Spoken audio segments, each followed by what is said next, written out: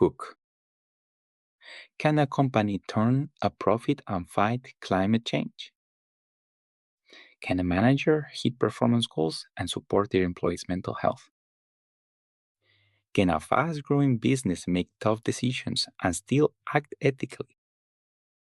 Those questions aren't just hypotheticals anymore, they're the daily reality for modern managers. Because the truth is, no organization operates in isolation.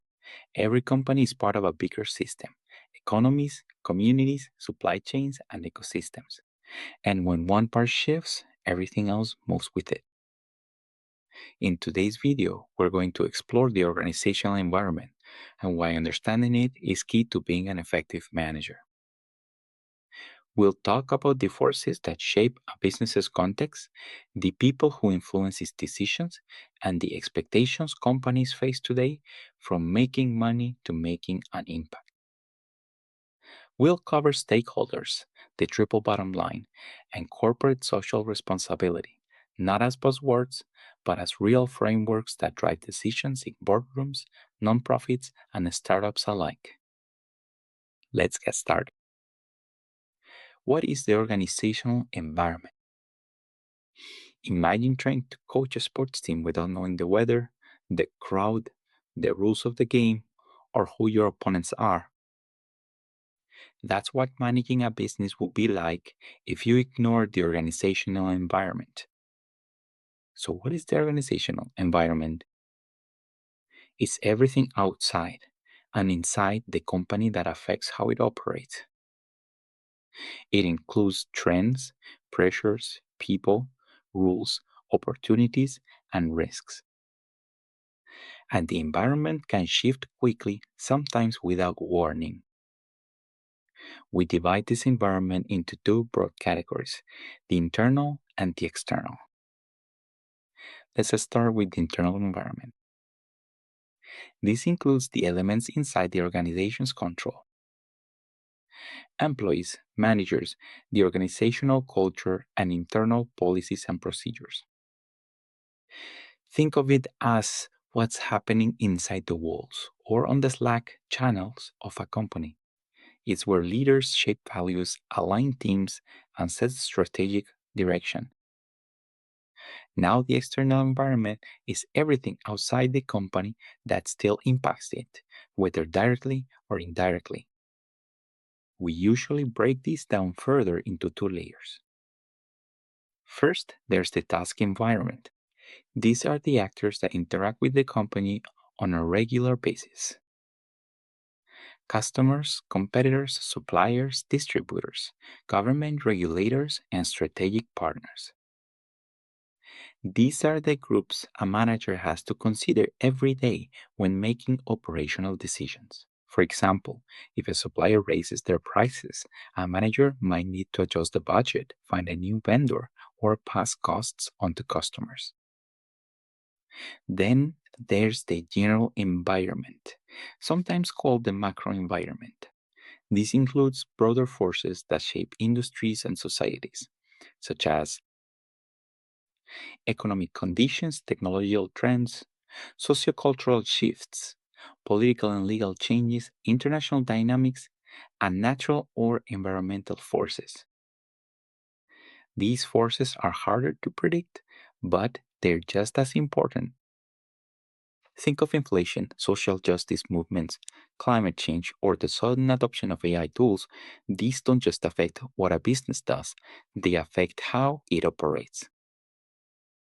Let's take a quick real world example. During the COVID-19 pandemic, managers everywhere had to adapt to dramatic changes in both the task and general environments. Suppliers couldn't deliver materials. Customers moved online. Government health regulations shifted weekly. Technology like Zoom exploded overnight. And employee expectations around remote work changed permanently. Managers who understood these layers of the environment were able to pivot faster, communicate better, and keep operations moving. Those who ignored the environment, many of them didn't last. So here's the key takeaway. If you want to be an effective manager, you need to be an environmental scanner.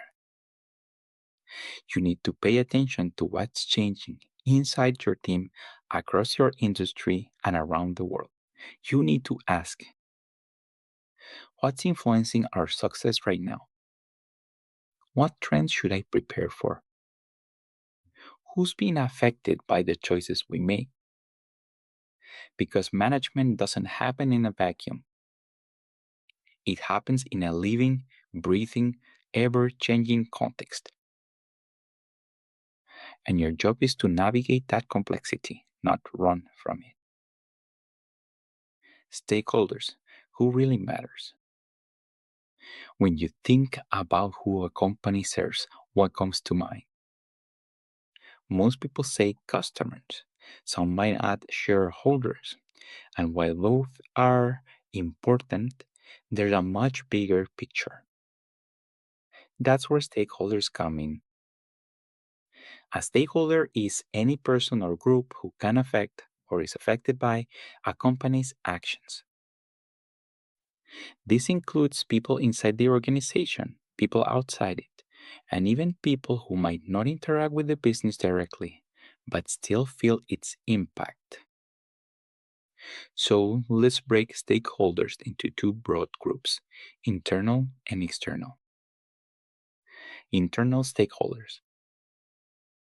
These are the people who are within the organization. The main ones are employees. They rely on the company for income, benefits, and career growth. They're also the ones delivering the service, making the product, or running the show day to day. Managers, from team leads to executives, managers are accountable for performance, decision making, and setting the tone for culture. Owners in small businesses, this could be the founder. In large corporations, it's the shareholders. Owners are financially invested and expect returns. Managers need to keep these groups aligned because conflict between internal stakeholders can wreck a strategy before it even starts. If employees feel unheard or shareholders push for risky short term gains, it's the manager's job to find balance. External stakeholders. These are individuals or entities outside the company, but still deeply connected to what the organization does. Let's walk through a few of the key ones. Customers, no surprise here. Customers expect value, quality, and ethical behavior. A bad experience or a breach of trust can tank a brand's reputation overnight. Suppliers, these are your vendors, your materials providers, your logistics partners. If they fail, your operations might grind to a halt. Distributors and retailers, if someone else sells your product, they have a direct line to your success or failure. Creditors, banks, investors, and lenders. They care about your financial health and your ability to repay debt. Government agencies, from zoning laws to taxes to labor regulations, these institutions hold power over how you operate. Local communities. Companies don't just exist somewhere, they impact neighborhoods through jobs, traffic, environmental footprint, and more. The media, a single headline can sway public opinion, affect stock prices, or pressure a company to respond quickly. Special interest groups. These can include advocacy groups, watchdog organizations, or activist coalitions. They may pressure a business to change policies or practices. And there's one group we should never forget: the natural environment. While not a traditional stakeholder in the human sense, the environment is directly affected by a company's actions, and more businesses are treating it as a central stakeholder in their decision making. Why stakeholders matter? Here's the thing: stakeholders don't always want the same things. Employees might want better benefits. Shareholders might want cost cutting, communities might want less noise, executives might want faster growth. Sometimes these interests align, sometimes they don't. That's where you come in as a future manager. One of your biggest responsibilities will be understanding those tensions, listening to different voices, and making choices that consider both short term goals and long term impact. Ignoring stakeholders doesn't make them disappear, it just invites conflict. Let's look at a quick example. Imagine a fast food chain decides to automate 30% of its service staff to cut costs. Shareholders are thrilled. Stock price goes up, but employees protest, customers complain about a worse experience. Local leaders criticize job losses. Suddenly, the move that looked great on a spreadsheet becomes a reputational headache. Now imagine if managers had brought those stakeholders into the conversation earlier, surveyed customers, reskilled staff, worked with city officials. The outcome could have been very different. So, who really matters? The answer is it depends. Not all stakeholders have equal influence in every situation, but effective managers know who's impacted, who has power, and how to engage them early. They don't just ask, what will this decision cost us? They also ask, who will this decision affect? And they think carefully about who's at the table and who's missing. Stakeholders aren't obstacles to manage around, they're partners to manage with. Understanding your stakeholder landscape is the first step toward more ethical, sustainable, and effective management. The triple bottom line. What if we told you that profit isn't the only bottom line?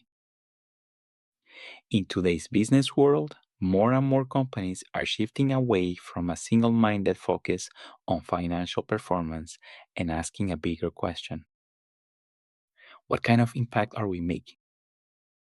That's where the triple bottom line comes in. The idea is simple but powerful. Instead of just measuring success in terms of profit, businesses are starting to measure it across three dimensions: people, planet, and profit. Let's break that down. First, profit. Yes, making money still matters. A business that doesn't generate revenue can't pay employees, reinvest in growth, or stay afloat. But here's the shift. In the triple bottom line model, profit is no longer everything. It's one leg of the stool, not the whole seat.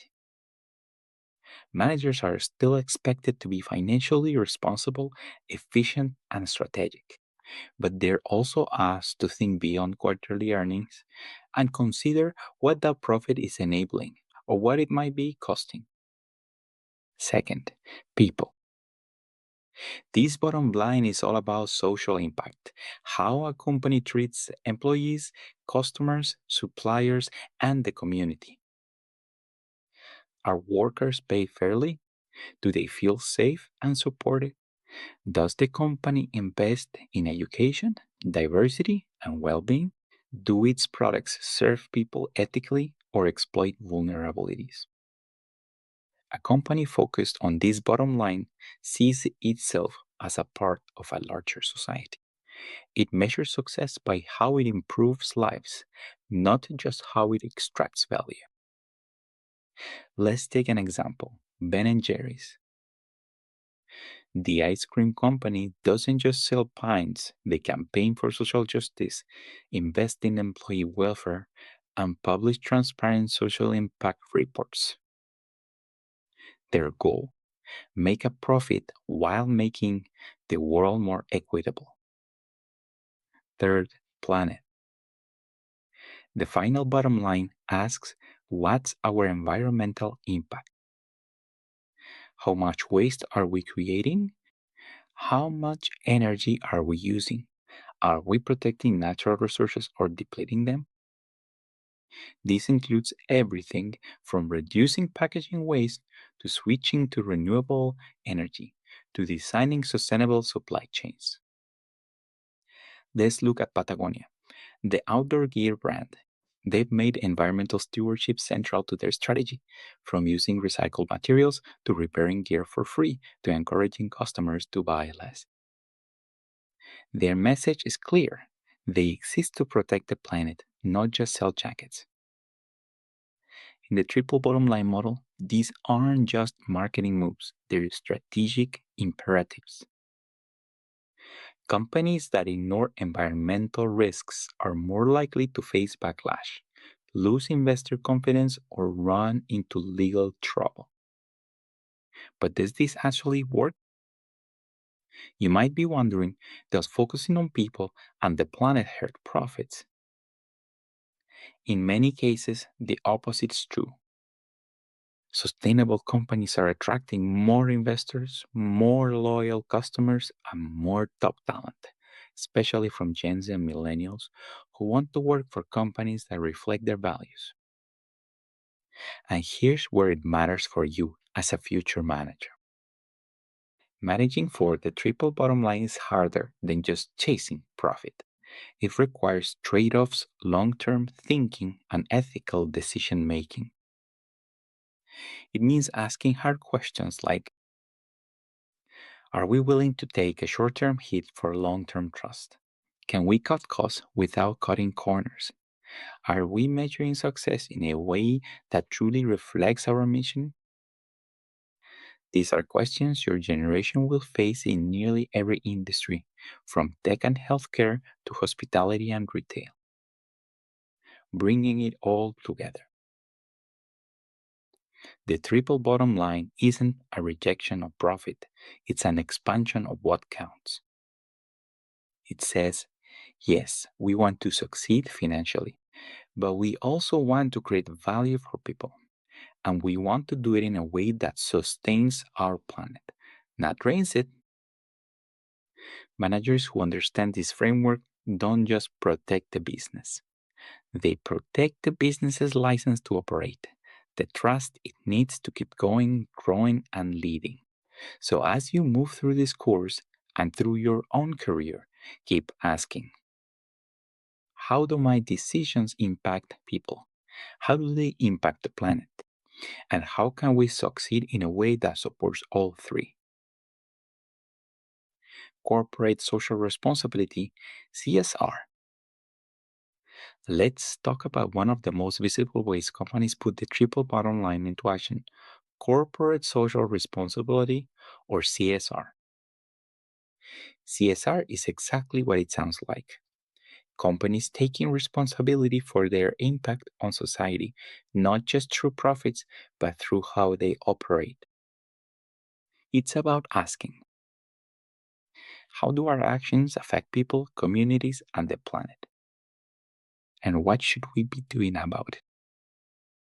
In other words, CSR is business with a conscience.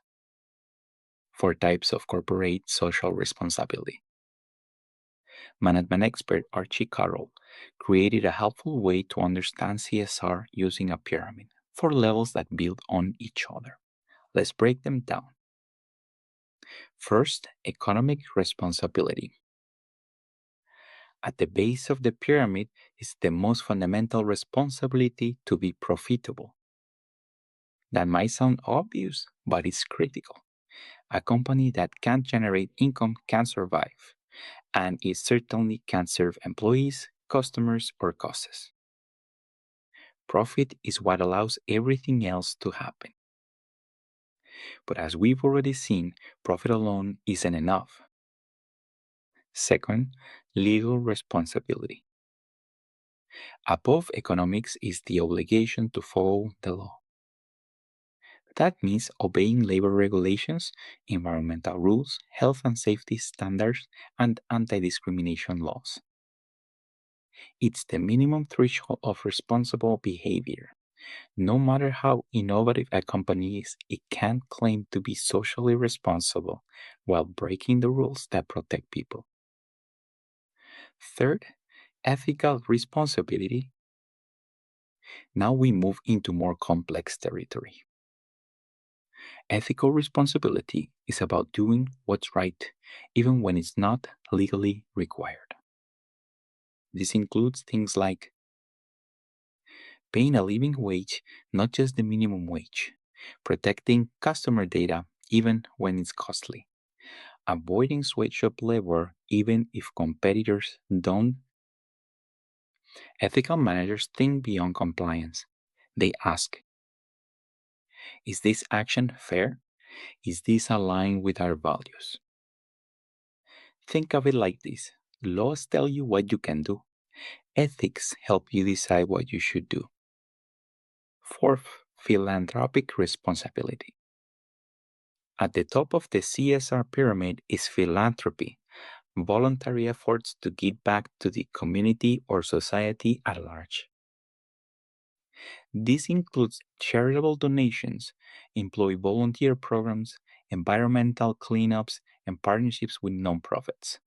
These actions aren't required by law, and they may not directly increase profit, but they build goodwill, strengthen communities, and reinforce a company's values. For example, many companies now offer paid time off for employees to volunteer. Others donate a portion of sales to causes their customers care about. One popular model, Tom's Shoes, which built its brand around giving a pair of shoes to someone in need for every pair purchased. That's philanthropy integrated into the business model. Why CSR matters in management. So, why should you, as a future manager, care about CSR? Because whether you're managing a local business or a global brand, your decisions will ripple outward. You'll be influencing hiring and compensation, supplier relationships, environmental policies, how customers experience your brand, and how your company shows up in the world. CSR gives you a framework to think beyond short term metrics and consider the long term trust, loyalty, and impact your organization is creating. CSR in action.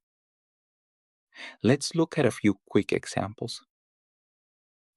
Microsoft has invested heavily in sustainability and accessibility, aiming to become carbon negative and digitally inclusive. Starbucks publishes detailed impact reports on everything from ethical sourcing to racial equity training. Unilever, which owns brands like Dove and Ben& Jerry's, integrates sustainability into its supply chains and product design. And it's not just big corporations. Small businesses, local restaurants, startups, they are all finding ways to connect with causes and build reputational capital through social responsibility. The risk of fake CSR. Now, here's a word of caution. Some companies talk a big CSR game but don't follow through. This is sometimes called greenwashing or virtue signaling, when a company promotes social or environmental values in marketing but doesn't back them up with real action. Today's consumers and employees are smart. They'll notice if your actions don't match your message. That's why transparency matters. If your company makes a mistake, owns it, and improves, that builds trust. If your company hides it or spins it, that trust erodes fast. As a manager, part of your job is to ensure that CSR isn't just performative, it's authentic, consistent, and integrated into how the business actually works. Bringing it all together. Corporate social responsibility isn't just a buzzword, it's a strategic choice. It's about balancing duty to shareholders with duty to society. It's about making business decisions that are smart, sustainable, and human. And it's about earning trust, because in today's world, trust is a competitive advantage. Conclusion and reflective prompt. So let's step back and look at where we've been. We started this video by asking a big question: Can a company make money and still do good? What we've seen is that modern management doesn't treat those goals as opposites. Instead, managers are expected to balance them, to think beyond the bottom line, and lead in a world where business decisions have real, far reaching consequences. We explored the organizational environment, both internal and external, and how every manager operates within a dynamic system of customers, competitors, laws, trends, and global forces. We talked about stakeholders, the people and groups who are impacted by what a business does. And we asked who really matters, who's affected by your decisions, who has a voice, and who doesn't. Then we looked at the triple bottom line people, planet, and profit, and how organizations are redefining what it means to succeed. And we close with corporate social responsibility, where we saw that being a responsible company doesn't mean abandoning profit, it means making choices that are ethical, legal, sustainable, and human. So, what does all of this mean for you? You may not be running a company today, but you are already a decision maker. Whether you're leading a student group, working a part time job, or just navigating life, you're constantly making choices that affect others. And that's what management is: decision making with awareness. Not just what do I want, but who will this impact? What kind of future does this decision support? What values are we putting into action right now? Your reflective prompt. So here's your prompt to think about. Imagine you're managing a local business, a bookstore, a restaurant, a rec center. You've just been told to cut costs by 20%. What do you prioritize? Do you reduce staff hours? Do you switch to cheaper suppliers, even if quality drops? Do you cut back on community events or sustainability programs? Or do you try to find creative ways to protect both profit and your social values? Now ask yourself, who are the stakeholders involved? What's the internal environment telling you? Morale, operations, employee engagement. And what's happening in the external environment? Customer expectations, economic trends, public perception. What's your decision and why? You don't need a perfect answer. The goal is to think like a manager, to practice considering all sides before acting. Final takeaway: the best managers don't ignore complexity. They embrace it, they listen, they reflect, they act with purpose. And they never forget that the choices they make don't just shape a company, they shape people, they shape communities, they shape the future. You don't have to wait until you have a title to start managing this way. You can start now by staying aware, thinking critically, and choosing responsibility.